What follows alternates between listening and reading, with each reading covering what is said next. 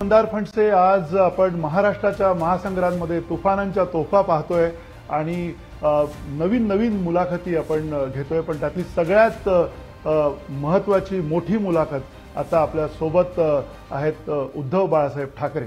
मी अधिक वेगळा परिचय तुमचा करून देत नाहीये, कारण हल्ली पक्षांची नावं बदललेली आहेत आणि मग पक्षांमध्ये पण तुमचं नाव आलेलं आहे. माणसं बदललेत, पण गेल्या 2.5 वर्षात तुम्हाला असं वाटतं की खूप माणसं बदलली? नेते बदललेत की माणसं बदललेत की शिवसैनिक बदलले? नाही, साहजिकच आहे. शिवसैनिक नाही बदलला. शिवसैनिकांच्या मेहनतीवरती जे मोठे झाले होते ते बदललेत, ते विकले गेले. पण तुम्ही कसं बघताय, म्हणजे हे सगळं जे काही महाभारत म्हणायचं की रामायण म्हणायचं, काय जे काय घडलं? महाभारत आहे. मी माझ्या दसऱ्या मेळाव्याच्या भाषणात बोललो होतो. एक तर काय झालंय की लहानपणापासून मी राजकारण पाहत पाहत मोठा झालोय. आपण सगळेच जण राजकारण माझं क्षेत्र नाही असं म्हणणारे सुद्धा राजकारणावरती अधिक चर्चा करतात, कारण शेवटी त्यांच्याच मतावरती राजकारणी पुढे घडत असतात किंवा बिघडत असतात.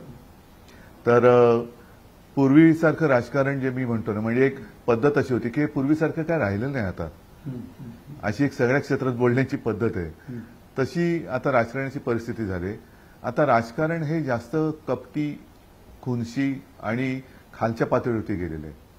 म्हणजे पक्ष फोडा तोडा, पक्ष पळवा, स्वतःचं कर्तृत्व नाहीये, स्वतःला किंमत नाहीये, तरी देखील केवळ आणि केवळ सत्तेचा दुरुपयोग करून पक्ष फोडायचा, पळवायचा आणि तो माझाच पक्ष आहे असं करून सामोरं जायचं, ही एवढी घाणेरडी पद्धत देशाच्या किंवा आपल्या राज्याच्या राजकारणात नव्हती.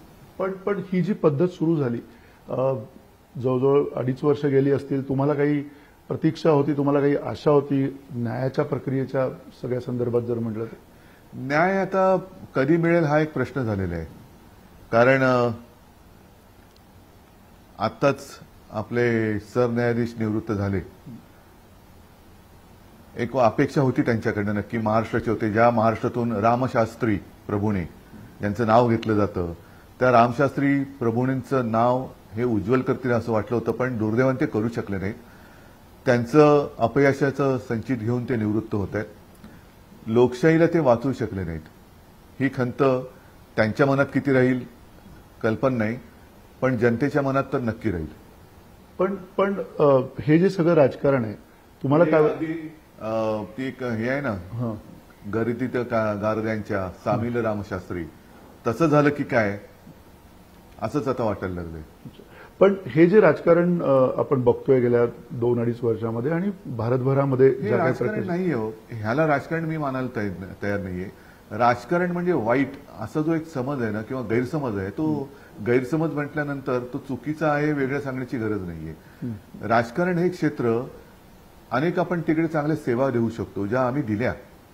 मी सुद्धा 2.5 वर्ष मुख्यमंत्री होतो, अनपेक्षित झालो होतो, पण साहजिकच आहे कोरोनाचा काळ माझ्या वाट्याला आला. त्या काळात सुद्धा मला जे काही मी करू शकत होतो ते केलं. राजकारण हे लोकांचं आयुष्यमान आणि आयुष्याचा दर्जा, जीवनाचा दर्जा सुधारण्यासाठी वापरायला पाहिजे. आपण राजकारण म्हणजे अगदी गई गुजरी बात असं समजतो, तसं ते नाहीये. पण हे राजकारण आपण जे 2.5 वर्षात, जो मला प्रश्न विचारायचा आहे तुम्हाला अतिशय थेट, की पक्ष फुटले आणि ते पक्ष फुटण्यामागे तुम्हाला असं कधी वाटत नाही की कदाचित तुमचा सुद्धा त्याच्यामध्ये काही सहभाग आहे? तुमच्यावरती आरोप करण्यात आले आहे ना. मी चुकीच्या माणसांवरती विश्वास ठेवला, हा माझा गुन्हाच आहे. त्याच्यामुळे माझा सहभाग तुम्ही म्हणाल तर खोटी माणसं आपली समजून मी मोठी केली, हा माझा गुन्हा आहे. पण मग असं म्हटलं गेलं त्यावेळेला की आम्हाला ह्यांच्यासोबत बसायचं नाहीये. मला काय वाटतं, आता ज्यांच्यासोबत बसलेत ते त्यांचं त्यांना लख लाभो. आता ती वेळ निघून गेली. आता जनतेच्या न्यायालयात आम्ही आलेलो आहोत. जनता काय तो फैसला देईल आणि लोकांना आता काय पाहिजे, कारण या फुटीवरती आणि बाकीच्यावरती चर्चा करून निवडणुकीचा तो मुद्दा आता जरी असला, नक्कीच असला, कारण आपण आपलं आयुष्य कोणाच्या हातात देतोय? गारद्यांच्या हातात देतोय, गद्दारांच्या हातात देतोय, कोणाच्या हातात देतोय? की लुटारूंच्या हातात देतोय? हा फैसला आता महाराष्ट्राच्या जनतेला करायचा आहे. एक वेगवेगळ्या पातळींवरती ही जी निवडणूक आहे किंवा जो प्रचार आता सुरू आहे तो सगळा लढला जातोय आणि त्या प्रचारामध्ये सगळ्यात महत्वाचा आता एक मुद्दा जो आला की एका प्रकारे काही शब्द वापरण्यात आले, म्हणजे त्याच्यामध्ये वोट जिहाद सारखा शब्द वापरण्यात आला. खास करून महाविकास आघाडी ही मुसलमानांची मतं घेते असं आता धडधडीतपणे समोर म्हटलं जातं आणि त्याच्यावरती काही नाही तर शिवसेना उद्धव बाळासाहेब ठाकरे हा पक्ष सुद्धा अवलंबून आहे असंही म्हणतात. मला असं वाटतं ज्यांच्या डोक्यात मेंदू नावाची चीज नाहीये अशी माणसं ह्या गोष्टी करतायत. कारण मग त्यांच्या पक्षातले सगळे मुसलमान त्यांनी पहिले काढावे, कोणीच ठेवू नये. त्यांनी सांगावं पाटील कार्यालयात की आमच्या पक्षात मुसलमानांना बंदी आहे हे त्यांनी जाहीर करावं. त्यांना मुख्यतः काय मेंदू नाहीये आणि मेंदू नसलं की पुढे काहीच बोलण्याची आवश्यकता राहत नाहीये. अशी माणसं सत्तेवरती बसतात आणि हिंदू मुस्लिम दंगे करून मतं मिळवणार. तुमचं कर्तृत्वच नाही ना काही. दगड मारायला काही कर्तृत्व नाही लागत. वेडा माणूस पण दगड मारू शकतो, तशी दगड मारणारी माणसं आहेत. पण एक आहे तो सेफ आहे असं पण असा नारा दिला जातो. तुम्ही सुरक्षित नाही आहेत असंही म्हटलं तर हिंदू सुरक्षित. मग तुम्ही कशाला सत्तेवर बसलायत? 10 वर्ष झाली जे अगदी भाजपा सत्तेवर बसलाय. 10 वर्ष सत्ता काळानंतर सुद्धा एक आहे तो सेफ एक आहे तो सेफ आहे. पण आता भाजप साफ होत चाललेलं आहे, कारण मूळ भाजपच राहिलेलं नाही. भाजप म्हणजे कसं ते एक संकरित ज्याला म्हणतो ना, दुसऱ्या सगळ्या पक्षातनं लोक घेऊन, मी आणखीन काही त्याचा खुलासा करण्याची गरज नाही.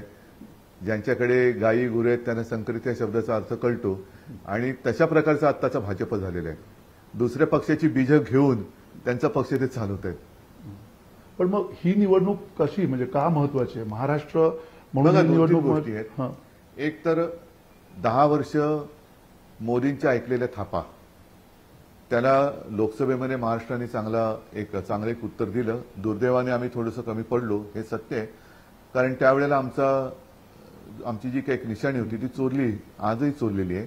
तो संभ्रम आता राहिलेला नाहीये. आता मी मशाल लावूनच फिरतोय. त्याच्यामुळे मशाल ही निशाणी शिवसेनेची आहे आणि शिवसेना एकच आहे.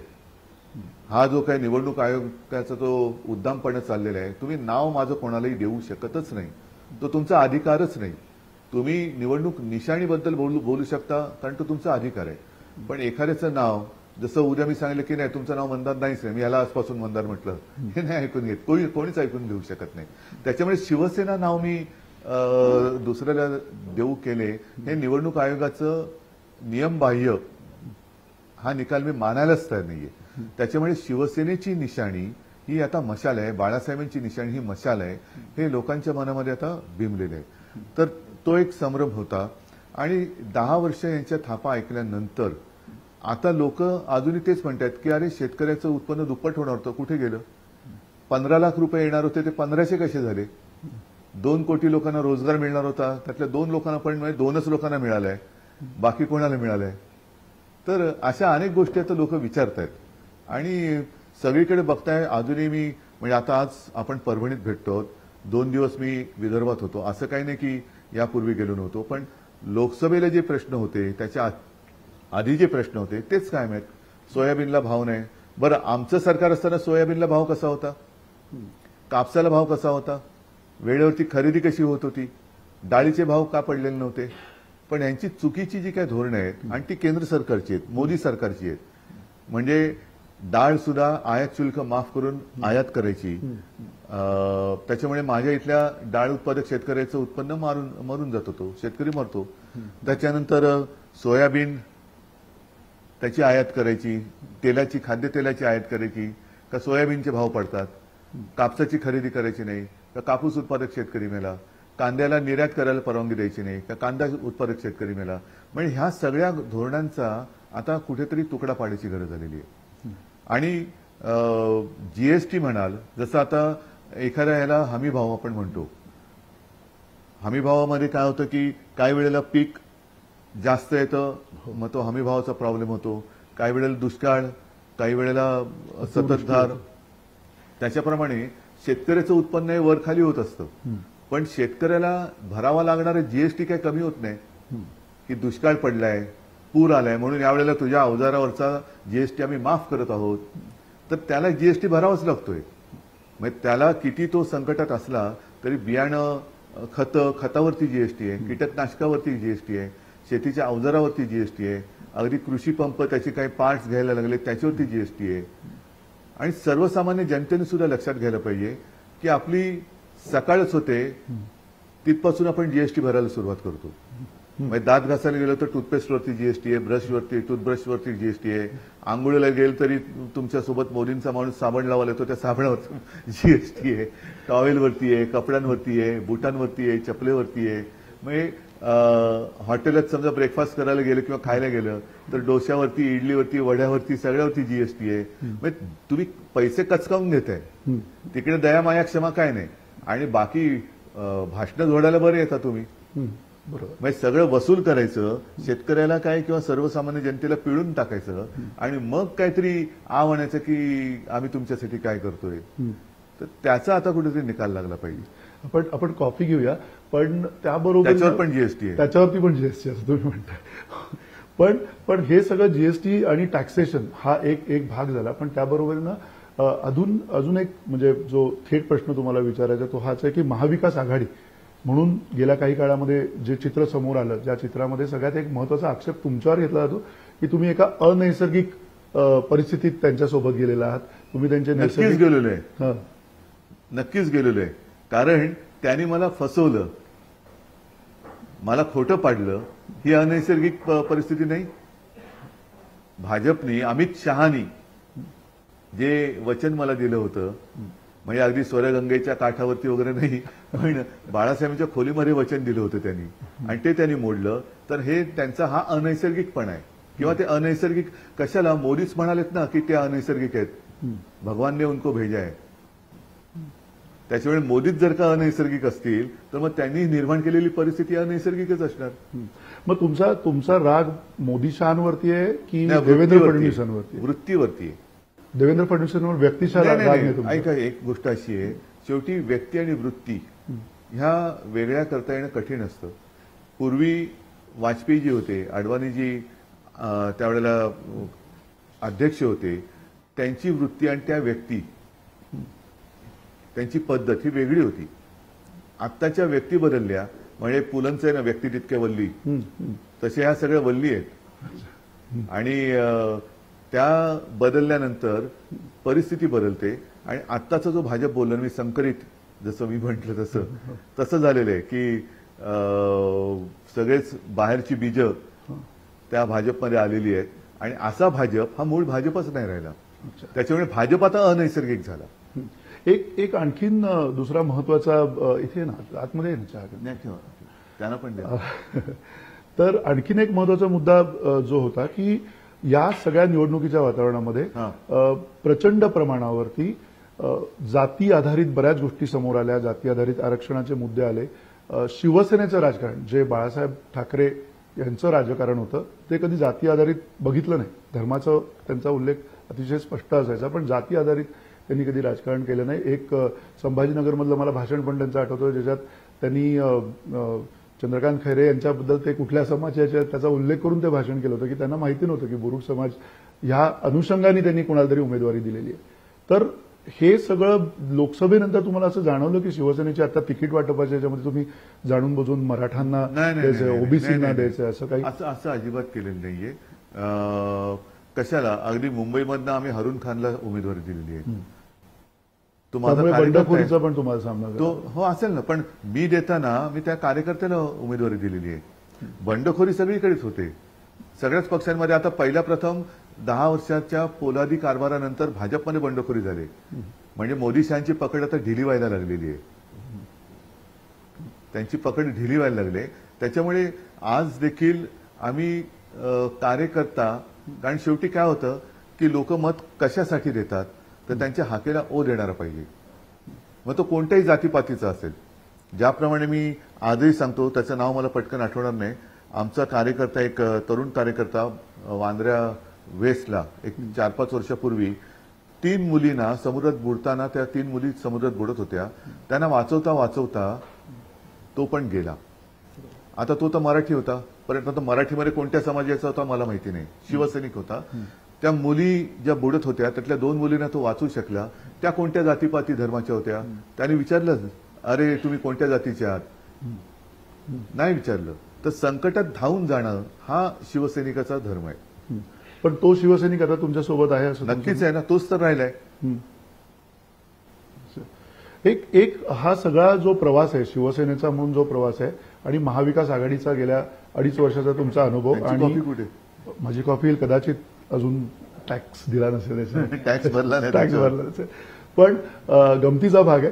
पण सगळ्यात महत्वाचा मुद्दा हाच आहे की पुढच्या येणाऱ्या काळामध्ये तुम्हाला असं वाटतं की हीच निवडणुकीची जी समीकरणं आहेत ती कायम राहतील, तुम्ही एकत्र आहात ते एकत्र राहाल की नवीन समीकरणं पण होतील? मी तेवढ्या पुरतं मी संकुचित दृष्टीने बघत नाहीये. कारण प्रत्येक वेळेला काय होतं की प्रत्येक जण आपला स्वार्थ साधत असतो. मग कोणी युती करतं, कोणी आघाडी करतं, पण ती कशासाठी करतो हे महत्वाचं आहे. आपण आज जी काय महाराष्ट्राची निवडणूक सामोरी आलेली आहे तिच्याकडे कशा यांनी बघतोय आणि ती मला का जिंकायची आहे, मला का जिंकायची आहे, तर हे जे सगळे भेडसावणारे प्रश्न आहे. 2.5 वर्षामध्ये सगळे उद्योग, माझा गुजरातवरती राग नाहीये, पहिला प्रथम मी स्पष्ट करू इच्छितो, पण माझ्या महाराष्ट्राच्या हक्काचं तुम्ही गुजरातला घेऊन जाता का? तर तुम्ही त्या राज्याचे पंतप्रधान आहात म्हणून. आता राज्याचे पंतप्रधान आहात का देशाचे पंतप्रधान आहात? महाराष्ट्रामध्ये येणारे उद्योग, एक आर्टिकल माझ्याकडे आता आहे त्याचं मी प्रिंटआउट काढून घेतोय की केवळ महाराष्ट्रातले नाही, कर्नाटकामधले उद्योग गुजरातला गेलेले आहेत. सेमीकंडक्टरची चिपचा उद्योग गुजरातला, टाटा एअरबस जो आपल्या नागपूरला विदर्भात येणार होता, जे विदर्भाचा अनुशेष भरून निघाला नाही आपण जे नेहमी म्हणतो, आणि ते खरं आहे, सिंचनाचा अनुशेष आहे, उद्योगधंद्याचा आहे, सगळ्याच आहे. तर ज्या विदर्भाने भरभरून कोणी एकेकाळी भाजपला मतदान केलं होतं त्या विदर्भाला सुद्धा तुम्ही त्याच्या हक्काचं देत नाही, महाराष्ट्राला महाराष्ट्राच्या हक्काचं देत नाही. हे उद्योगधंदे म्हणजे महाराष्ट्रातल्या लोकांचे, युवकांचे रोजगार आहेत, युवतींचे रोजगार आहेत. मग त्यांनी करायचं काय? नुसतं तुमचे 1500 घेऊन घरी बसायचं. मुलगी शिकली, प्रगती झाली, 1500 देऊन घरी बसवली, मग तिने परत काय फुकटचा गॅस सिलेंडर घेत बसायचा. मग ती कमावणार कधी? महाराष्ट्राला त्याच्या हक्काचं जे काय, शेतकरी सुद्धा आज हमी भाव मागतोय. तुम्ही शेतकऱ्याची मतं घ्या, तो सांगतो आमच्या मेहनतीला फळ पाहिजे, हमी भाव पाहिजे आम्हाला, बाकी काय काय पाहिजे. जर त्याचं जेवढं उत्पादन खर्च झालेला आहे तो साहजिकच आहे, भरून त्याच्यावरती त्याला 2 पैसे मिळाले तर तो तुमच्याकडे येईल कशाला हात पसरायला. बरोबर. पण हे सगळे जे प्रश्न आहेत हे गेले काही काळ सातत्याने येत आहेत आणि हे हळूहळू सुटतील अशी आशा आहे. पण हे सुटत असताना किती हळू. पण मग त्यावेळेला ज्या वेळेला तुमच्याकडे पण सरकार आलं होतं, तुम्ही स्वतः आलं होतं ना, पण त्यावेळेला मी करून दाखवलं होतं ना. बघा, ज्या गोष्टी मी बोललो होतो त्या मी केल्या होत्या. एक करोनाचा काळ, करोनाच्या काळात सुद्धा एक मुद्दा म्हणून थोडा वेगळा मी विषय सांगू इच्छितो. करोनाच्या काळामध्ये हाहाकार होता संपूर्ण महाराष्ट्रामध्ये. आपण जर पाहिलं तर रुग्णशय्या या 7,500-8,000 हजार होत्या. प्रायव्हेटमधल्या काही वेगळ्या असतील, पण त्या पहिल्या लाटेत महाविकास आघाडीच्या सरकारने 3.5 लाखाच्या वर नेल्या होत्या. ऑक्सिजन अभावी कोणाचे मृत्यू सुदैवाने होऊ दिले नाहीत किंवा झाले नाहीत, उपचाराविना झाले नाहीत. सुरुवातीला तर कळतच नव्हतं काय करायचं आणि काय नाही. पण जसं गुजरातमध्ये किंवा उत्तर प्रदेशमध्ये सार्वजनिक चिता पेटल्या, गंगेमध्ये प्रेतं वाहत होती, अशी कुठेही मृतदेहाची विटंबना किंवा एवढी गंभीर परिस्थिती महाराष्ट्रात झाली नाही. औषधं जी काय तेव्हा उपलब्ध होती ती दिली जात होती. त्याच्यामध्ये सुद्धा काही जण काळा बाजार करायचा प्रयत्न करत होते. आता काही जणांवरती खोटे उपचार केल्याचं दाखवून पैसे मिळवले असे आरोप आहेत. ते त्यांचे उमेदवार आहेत. कोर्टाने सुद्धा चपराक मारली, पण पुढे काहीच झालेलं नाहीये. तर तो जो एक काळ होता त्याच्यामध्ये संपूर्ण जग हवालदिल झालं होतं आणि महाराष्ट्र हे एकमेव राज्य असं होतं आपल्या देशातलं की ज्याने डॉक्टरांचा टास्क फोर्स निर्माण केला. 17 दिवसामध्ये मुंबईमध्ये Covid care centre, field hospital हे उभारलं. माझ्या तरी वाचण्यात आलं नाही की आपल्या देशात इतर राज्यामध्ये असं कुठे हॉस्पिटल उभारण्यात आलं.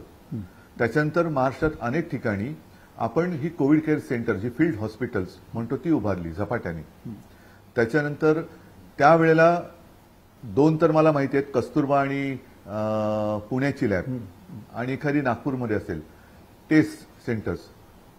RT-PCR किंवा काही जी कोरोनाची टेस्ट करण्याची सेंटर्स होती ती 2-3च होती, ती महाराष्ट्राने 650च्या वरती केली.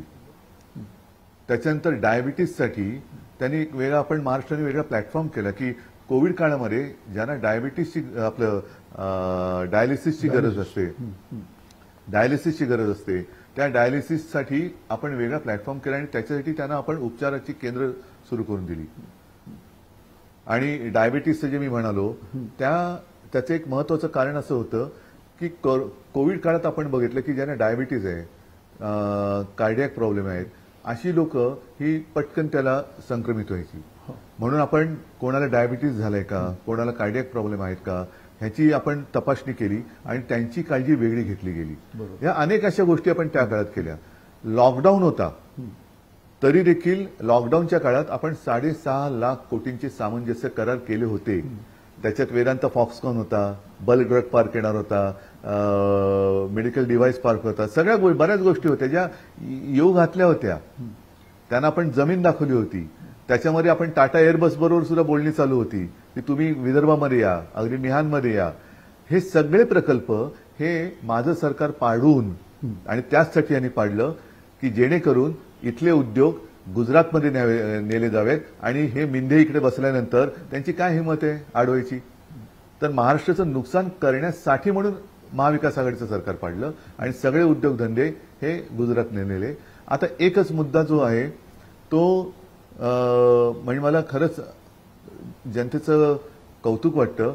ग्रामीण भागात सुद्धा मी विचारलं की मुंबई कोणाच्या घशात घातली जाते, तर म्हणतात अदानी. सगळीकडे अदानीमय चाललेलं आहे, अदानीमय महाराष्ट्र. चंद्रपूरची शाळा सुद्धा अदानीने दिली. मी कोल्हापूरला गेलो होतो, तिथले आमचे उमेदवार सांगतात की आमचं पाणी सुद्धा अदानीला विकलं. हे जे सगळं चाललंय हे कशासाठी चाललंय? या बाबतीत तुमचं आणि काँग्रेसचं एकमत आहे, म्हणजे सातत्यानं एका उद्योगपतींच्या नावाने. परवाच्या सभेत शरद पवार साहेब सुद्धा अदानीवरती बोललेत. अच्छा, पण मग ही जी या पद्धतीची ज्यावेळेला धोरणं तयार होतात, ती धोरणं तुम्ही येणाऱ्या काळामध्ये जर का तुम्हाला संधी मिळेल तर ती धोरणं परत मागे घेणार? मागे नाही, मी तो धारावीचा प्रकल्प जो अदानीने दिलाय तो रद्दच करणार आहे. कारण तिथल्या धारावीकरांना अपात्र ठरवून हे मिठागरात टाकतायत. दहिसर टोल नाका असेल, मुलुंड टोल नाका असेल, आणखीन कुठे कुठे टाकतात. म्हणजे तिकडे आणखीन ह्यांना पुन्हा तिथे त्यांना झोपड्या करून देणार. तर मी तो प्रकल्प रद्द करून धारावीकरांना त्यांच्या, कारण धारावीमध्ये नुसती घरं नाही आहेत, प्रत्येक घरात एक मायक्रो इंडस्ट्री आहे. तर त्यांना उद्योगाच्या सोयीसह, जागेसह मी धारावीकरांना तिथल्या तिथे घर देणार.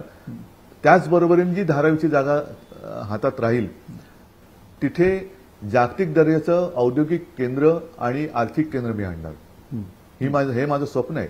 आता जी धारावीमुळे किंवा धारावीसाठी अदानीला जी हजारो एकर जमीन दिलेली आहे मुंबई आणि मुंबईच्या आजूबाजूच्या परिसरात, मी तर असं ठरवलंय की मुंबई ही महाराष्ट्राची राजधानी आहे.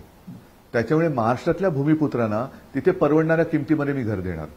हे महाविकास आघाडीचं सरकार आलं तर आपण करायचं, कारण त्यांचा अधिकार आहे मुंबईवरती. पण त्या धारावीच्या विकासाला तुमचा विरोध नाही. धारावीचा विकास झालाच पाहिजे, विकास झालाच पाहिजे. पण धारावीकरांना तिथल्या तिथे घर त्यांच्या उद्योगाच्या सोयीसह देऊन तो विकास तुम्ही करा. त्यांना धारावीच्या बाहेर घालवायचं, बाहेरची माणसं धारावीत आणायची, त्याला काही विकास नाही म्हणत. पण असं नाहीये की आता बरं यांना परत धारावीच्या बाहेर काढल्यानंतर तिथे त्यांचा उद्योग काय? आणि हा जसा मुद्दा आहे तसंच आता त्यांनी जे केले की मुंबई आणि आपल्या मुंबईचे 2 आपण जिल्हे धरतो, मुंबईला शहर आणि उपनगर, आणि बाकीचे 5 जिल्हे किनारपट्टीचे, इथली गावठाणं आणि कोळीवाडी हे क्लस्टरमध्ये टाकलेत. म्हणजे क्लस्टरमध्ये टाकल्यावरती एवढा दरोडा आहे मोठा की माझे कोळीवाडी जे आहेत, कोळी बांधव करणार काय? त्यांच्या होड्या असतात, मासे सुकवायला जागा लागते, त्याच्यानंतर ती जाळी विणायला जागा लागते. माहीमला येता जाताना बघा ना, आता ह्या होड्या काय तुम्ही टॉवरमध्ये पार्किंगमध्ये देणार? अरे माझी होडी 3ऱ्या माळ्यावरती आहे, माझी होडी 4थ्या माळ्यावरती आहे. काय हा मूर्खाचा बाजार आहे. आणि मासे कुठे वाढवणार? गच्चीत, टाकीवर. म्हणजे हे संपूर्ण मुंबई खाऊन टाकायची, मूळ भूमिपुत्रांना मुंबईच्या बाहेर घालवायचं आणि यांच्या घशामध्ये, कारण हा राग आहे त्यांना, हा त्यांना राग आहे त्यांच्या डोक्यात की त्यांना मुंबईचं महत्व मारायचंय. आर्थिक केंद्र आहे काय मुंबई? नाही होऊ देणार आम्ही. पण तसं तर मुंबई कनेक्ट करतातच आहे ते बुलेट ट्रेननी मुंबई कोणासाठी connect करतात. आणि कोणाशी कोणा कनेक्ट करतायत आणि बुलेट ट्रेनचं स्टेशन हे नेमकं धारावीच्या बाजूला का ते मिठागरात उघडलं नाही? सॉल्टपॅनमध्ये बुलेट ट्रेनचं स्टेशन का नाही केलं? धारावीच्या बाजूला म्हणजे मग धारावीत कोण राहणार? धारावीकरांना बाहेर काढल्यानंतर धारावीत राहणार कोण? राहायला येणार कोण? की ज्यांना बुलेट ट्रेनने अहमदाबादला जावं लागेल. धारावीचे लोक जाणार आहेत? पण हा जो विकासाचा जे चित्र रंगवलं जातं आणि त्या चित्राच्या समोर सगळ्यात प्रत्यक्षात कामं पूर्ण होत आलेली आहेत. तुम्हाला असं वाटतं कामं नाही? पूर्ण नाही होत त्यांचं आलेली. म्हणणं की आम्ही गती वाढवली, नाही, गतिमान नाही, बरोबर आहे. सरकारमुळे गती वाढली कामाची. कामं पूर्ण होऊन तुटायला पण लागली. जसं राम मंदिर बांधलं ते गळते, संसद भवन गळते, आता बुलेट ट्रेनचा पूल कोसळला, छत्रपती शिवाजी महाराजांचा पुतळा कोसळला, त्याच्यानंतर तो शिवडी नावाशेवा लिंक रोड त्याला तडे पडले, आपला शिवसेना प्रमुख बाळासाहेब ठाकरे समृद्धी महामार्गाला खड्डे पडायला लागले, मुंबई गोवा रस्ता अजून होत नाहीये, मधल्या कुठल्या तरी जबलपूर का कुठला तो एअरपोर्ट माहित नाही मला, त्याचं छत कोसळलं. म्हणजे ही कामं पूर्ण होत आहेत. मग हे काय करतायत की कॉन्ट्रॅक्टरची पैसे त्यांचे खिसे भरायला आणि कॉन्ट्रॅक्टरच्या माध्यमातून ह्यांचे खिसे भरायला अनावश्यक किंवा नियोजन शून्य विकास करतायत. आणि म्हणूनच बघा तुम्ही गेल्या वर्षीपासून मुंबईची हवा ही अधिकाधिक प्रदूषित व्हायला लागली. मेट्रोला प्रोत्साहन द्या, पण मेट्रोच्या बरोबरीने बीएसटीला का नाही देत? आज संपूर्ण मुंबईचं बकालीकरण सुरू आहे. याला मी विकास मानायला तयार नाही. पण जसं नाही, विकास म्हणजे तुम्ही उड्डाण पूल बांधायचे आणि त्या पुलाच्या खाली आपली युवक आणि युवती तिकडे भिकेला बसायचे, ह्याला तुम्ही विकास म्हणता?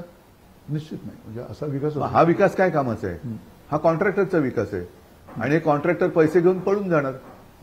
पण तुमच्यावरती जो सगळ्यात मोठा आरोप आता अगदी एकनाथ शिंदे यांनी सुद्धा केला की तुम्ही थांबवली होती कामं, गेल्या काही काळामध्ये कामं थांबवली होती आणि त्याच्यामुळे विकास थांबला होता. नाही, ते त्या मिंद्याचं सोडा, त्यांचा एकच मित्र आहे आणि त्याच्यावरती मला काय बोलायला, त्याच्या प्रभावाखाली ते आहेत, ते सोडून द्या. पण मुंबईचा कोस्टल रोड स्वप्न कोणी दाखवलं होतं? पहिलं कोणी दाखवलं होतं? कोणाच्या वचननाम्यात होत्या? शिवसेनेच्या होत्या. झाला ना पूर्ण झाला ना. त्याचं श्रेय भले तुम्ही घ्या, पण दिला काहीतरी शिवसेनेने मुंबईला दिलं. शिवडी नावासेवा जो लिंक रोड आहे, जर मी तो ब्रिज तो हे थांबवला असता तर सरकार पाडल्यानंतर थोड्या दिवसात त्यांनी उद्घाटन कसं करू शकले असते? अनेक अशा गोष्टी आहेत. मग त्याच वेळेला मी असं सांगेन की मेट्रोची कामं नव्हती आम्ही थांबवली. आरे कारशेडला विरोध तो आजही माझा आहे. दुर्दैवाने यांनी ते मारून टाकलं. मुंबईचं पर्यावरण मारताय. हा कोणता विकास? मिठागराची जागा जी आम्ही मागत होतो आम्हाला दिली नाही. आमचं सरकार पाडल्यानंतर तुम्ही ती जागा दिली. मग स्थगिती कोणी दिली होती? कोणामुळे काम अडलं होतं? सुप्रीम कोर्टात कोण गेलं होतं? केंद्र सरकार, राज्य सरकारच्या विरोधात. पण या सगळ्या महाराष्ट्राच्या महासंग्रामामध्ये कुठेतरी तुम्हाला पूर्णपणे घेरलं जाते राजकीय दृष्ट्या, असं तुम्हाला वाटतं? कारण खास करून आदित्य ठाकरेंना सुद्धा वरळीमध्ये एक आव्हान उभं केलं जाते. सगळे एकत्र आले. बघा, आम्ही जनतेसाठी कामं करणारी माणसं आहोत. आमच्या नाही म्हटलं तरी पाठी मोजायला गेलं तर 6-7 पिढ्यांचा तरी इतिहास हेच सांगतो की आमच्या घराण्याच्या सगळ्या पिढ्या ह्या जनतेच्या चरणी, जनतेच्या सेवेसाठी रुजू आहेत. त्याच्यामुळे जनता आणि आम्ही, जनतेने ठरवायचं आमचं काय करायचं. मी कशाला चिंता करू?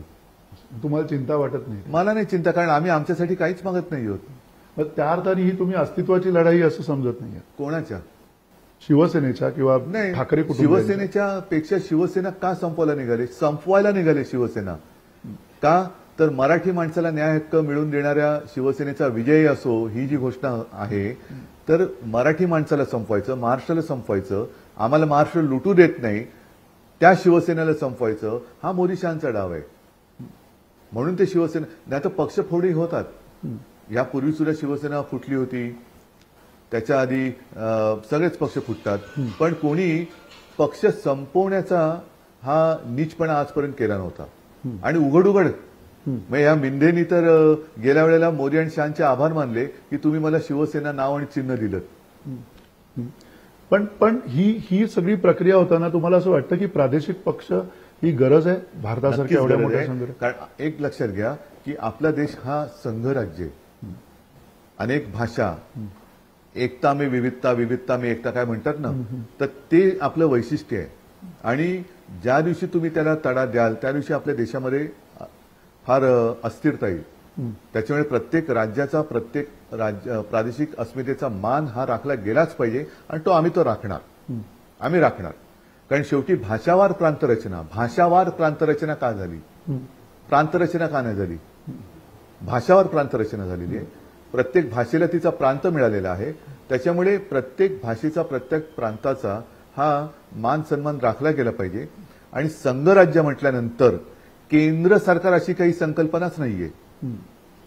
केंद्र सरकार आणि राज्य सरकार ही जर का तुलना केली तर आपत्कालीन परिस्थिती आणि ज्याला एक्सटर्नल अफेअर्स किंवा परदेशाच्या काही किंवा देशाच्या बाहेरील गोष्टी याच्यामध्ये केंद्र किंवा ज्याला आता केंद्र सरकारला काहीतरी नाव आता काढलं पाहिजे आपल्याला. कारण ते केंद्र म्हणून मला वाटतं आता तामिळनाडू तर मानतच नाही ते केंद्र सरकार.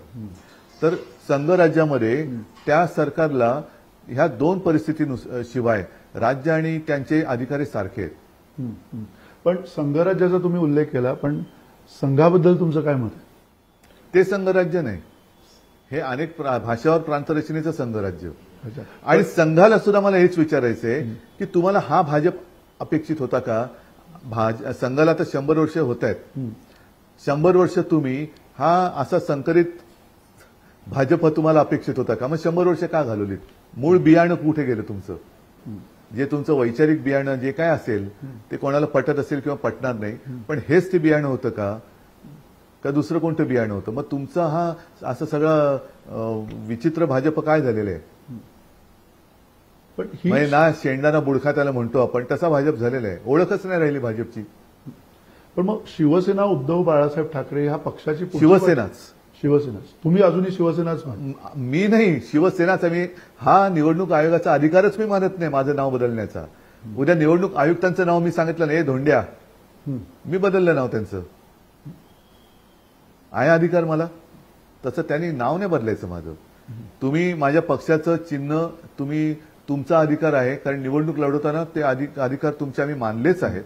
तुमच्या अधिकाराच्या किंवा तुमच्या नियमाच्या बाहेर आम्ही वागलो तर आमच्यावर कारवाई करायचे अधिकार हे तुम्हाला आहेत, पण माझं नाव बदलण्याचा अधिकार हा त्यांना नाही, कदापि नाही. पण मग त्यासाठी अजून न्यायालयीन लढाई? आता न्यायालयीन म्हणजे 3 न्यायमूर्ती तर गेले, आता 4थ्या आलेत. ते सुद्धा गर्दीमध्ये सामील होणार आहेत का, न्याय देणार आहेत? आणि असं मी ऐकलं होतं की 8 तारखेला सुनावणी होती. मी आधीच म्हटलं होतं ही सुनावणी एका बतावणी ते कळेल, ती बतावणी निघाली. त्या अर्थाने नाही, मला असं वाटतं की शेवटी आता मी चंद्रचूड साहेबांकडनं किंवा त्यांना सोबत घेऊन यमाई देवीच्या मंदिरातच जाणार आहे की काय तो न्याय द्या आम्हाला. पण आता हा जो सगळा एकीकडे न्यायाचा भाग आहे, पण दुसरीकडे पुन्हा तुम्ही जसं जनतेच्या न्यायालयात म्हटलात की तुम्ही आता जाताय, जनतेला बऱ्याचदा तुम्ही राजकीय सगळी व्यक्ती ज्या आहेत त्या गृहीत धरता का? कारण तुम्ही एकदा इकडे असता, एकदा तिकडे असता. त्याच्यानंतर नाही, एकदा इकडे असतं किंवा एकदा तिकडे असतं असं नाही. आम्ही जे करतो ते उघडपणाने करतो. आणि मी परत एकदा सांगितलं की अनैसर्गिक युती ते जे म्हणाले, त्यांचा नेताच अनैसर्गिक आहे हे त्यांनी स्वतः म्हटलेलं आहे, मी नाही म्हटलेलं की भगवान ने उनको भेजा आहे डायरेक्ट. त्याच्यामुळे त्यांनी मला ढकलल्यामुळे, मला खोटं पाडल्यामुळे, कारण मी शिवसेना प्रमुखांना म्हणून नव्हे तर माझ्या वडिलांना दिलेलं वचन हे मी पूर्ण करणार. आणि ते नैसर्गिक आहे की पुत्र कर्तव्य हे नैसर्गिक आहे, ते पुत्र कर्तव्य मी करणार. पण त्या अर्थाने हे सगळं कर्तव्य पार पडत असताना तुम्हाला आता येणाऱ्या काळामध्ये शिवसेना एक पुन्हा एकदा नवीन चेहरे दिसत आहेत. खूप चांगलं झालं. उलट मी मागे म्हणालो की काही वेळेला असं होतं की आपण एखाद्या ह्याच्या प्रेमामध्ये पडतो, अरे पानं सडलेत, सडू दे रे, पण कधीतरी ती नवी होती. ती सडलेली पानं झडलीच पाहिजेत, कारण ती सडलेली पाने झडली तरच नवीन कोंब येतात. आता नवीन कोंब आलेले आहेत आणि सडलेली पानं झडलेत, ती आता तिकडे आणखीन झडणार, कारण आता अमित शहानी जाहीरच केलं की त्यांचा मुख्यमंत्री कोण होणार. अच्छा, त्यांचा मुख्यमंत्रीपदाचा चेहरा त्यांच्या चॉईसनी त्यांनी सांगितलाय, पण तुमचा चॉईस काय असेल येणार आहे? काय नाही, आमचं आता तो त्यांचा त्यांनी एकतर्फी सांगितलेलं आहे. म्हणजेच काय की त्यांची युती ही अनैसर्गिक आहे महायुतीमध्ये ते बाकीच्या पक्षाला विश्वासातच घेत नाहीये. आमच्या महाविकास आघाडीमध्ये आम्ही तिन्ही पक्ष आणि आमचे मित्र पक्ष एकत्र आहोत, म्हणून एकत्रितपणाने आम्ही ते ठरवू. अच्छा, एक शेवटचा प्रश्न. येणाऱ्या काळामध्ये महाराष्ट्रात आणखीन काही नवीन राजकीय समीकरणं किंवा अभ्यासक तर गेल्या वेळेला पूर्ण मतिगुंग झाली होती सगळ्यांची की असं काही घडू शकतं, पण ते घडलं. आता आणखीन काही वेगळं घडू शकतं का? अभ्यासक सगळे बारामती गुंग झाले होते. पण ते सगळं बारामतीनेच घडून नाही नाही नाही, असं नाही. मी गमतीत बोललो, मी एक गंमत म्हणून बोललो. काहीतरी काय झालं, आपण हल्ली आयुष्यात हसणं विसरून गेलोय. कोणाशी जरा गंमत जम्मत काही करायची म्हटली तरी लगेच त्याचं फार मोठं हे अवडंबर माजवलं जातं. तर असं काही नाहीये की नवीन समीकरणं वगैरे. आम्ही प्रामाणिकपणाने ज्या गोष्टी चालल्या आहेत, महाराष्ट्राची लूट थांबवणं, महाराष्ट्रामध्ये पुन्हा नव्याने उद्योगधंदे आणून महाराष्ट्राचं वैभव वाढवणं, महिलांना वाढीव रक्कम देणं, ती तर आम्ही 3,000 जाहीर केलीच आहे, पण त्याहीपेक्षा महत्वाचं महिलांना सुरक्षा देणं आणि महिला असो वा पुरुष असो हा स्वावलंबी झाला पाहिजे. म्हणून मी हा वचननामा शिवसेनेचा बाजूला घेऊन बसलेलो आहे. त्याला आता काय आहे की तरुणा काळामध्ये जे मी काय केलं त्याच्यामुळे लोक मला कुटुंबातील एक कुटुंब प्रमुख मानतात. म्हणून मी कुटुंब प्रमुखाचा वचननामा जो दिलेला आहे, आतमध्ये बाकीच्या गोष्टी आहेत, पण स्वावलंबी महाराष्ट्र आणि सर्वोत्तम महाराष्ट्र. माझा महाराष्ट्र स्वावलंबी असला पाहिजे, माझा महाराष्ट्र सर्वोत्तम असला पाहिजे. माझा महाराष्ट्र आज औद्योगिक क्षेत्रात पाठी जातोय. माझा महाराष्ट्र आज आरोग्य व्यवस्था बघितली तर परवा कुठेतरी मी सर्वे पाहिला, अभ्यास 100मध्ये 23च गुण आहेत महाराष्ट्राला आरोग्य व्यवस्थेमध्ये. तर आणि पुढे पुढे चाललंय, भ्रष्टाचारात चाललेलं आहे, महिलांच्या असुरक्षिततेमध्ये पुढे चाललेलं आहे, बेकारीमध्ये पुढे चाललेलं आहे. या सगळ्या गोष्टीमध्ये महाराष्ट्र पुढे चाललंय, जिकडे जायला नको तिथे. आणि मग आपल्या महाराष्ट्राचे संस्कार जे आहेत, म्हणजे सेनापती बापट म्हणाले होते असं आपण टावातावाने बोलतो, महाराष्ट्र आधार या भारताचा, तो आधार हे मारायला चाललेत. आणि तो आधार जर का मोडूच शकत नाही, तेवढा महाराष्ट्र कमकुवत नाही. असे अनेक आक्रमण महाराष्ट्राने यापूर्वी पण पाहिले. महाराष्ट्राने ती आक्रमणं पुरून टाकली आणि महाराष्ट्र पुरून उरलाय त्यांना. त्या अर्थाने महाराष्ट्राच्या महासंग्रामासाठी तुम्ही तयार आहात. तुमचा आवाज परतूरच्या सभेमध्ये लागला होता असं जाणवलं थोडंसं. आवाज लागला होता थोडासा परतूरच्या सभेमध्ये. लागला होता म्हणजे थोडंसं, कारण बऱ्याच जणांना गेल्या काही काळाच्या संघर्षाच्या काळात तुमची तब्येत बरी आहे किंवा नाही असं वाटत होतं. बघा, मी आता मला विचारलं की विचारतात लोक तब्येत कशी, तेव्हा कळतं मला तब्येत आहे. मी तो नाही विचार करत होता. काय व्हायचं ते होऊ दे, मला जे पटत नाही ते पटत नाही आणि त्याच्यासाठी मी प्राणपणाने लढणार. जनतेने ठरवायचं माझा किती उपयोग करून घ्यायचा. मी जो आहे तसा आहे, त्याच्यामुळे जे काय करेन ते जनतेसाठी करेन. लोकांच्या हातात आहे माझा वापर किंवा उपयोग कसा करून घ्यायचा, मी नाही चिंता करत. नक्की, धन्यवाद. अतिशय मनापासून तुम्ही बोललात आमच्याशी आणि पहिली मुलाखत या सगळ्या ह्याच्यामध्ये. आता बाकीचे लोक थोडे माझ्यावरती नाराज होतील, पण तुम्ही पाहताय आज आपण परभणीमध्ये भेटतोय. असंच मी सगळ्यांना विनंती करतो की मी जिथे असेल तिथे कृपा करून थोडंसं समजून घ्या, कारण आता वेळच कमी राहिलेला आहे. अगदी काहीच दिवस शिल्लक आहेत प्रचाराचे आणि महाराष्ट्राच्या महासंग्रामातल्या ह्या सगळ्या तुफानांच्या तोफा आहेत. एक मोठी तोफ महाराष्ट्राच्या या सगळ्या संग्रामातली आता आपण धडकताना बघितलेली आहे. आणि अर्थातच हे सगळं राजकारण जे आहे, आणि त्यांनी मगाशी म्हटल्याप्रमाणे खरं त्याच्यात समाजकारणाची किनार ही सुद्धा तितकीच महत्त्वाची आहे. आणि या सगळ्या अतिशय मनमोकळ्या गप्पांनंतर आता आपण इथेच थांबूयात. धन्यवाद, नमस्कार.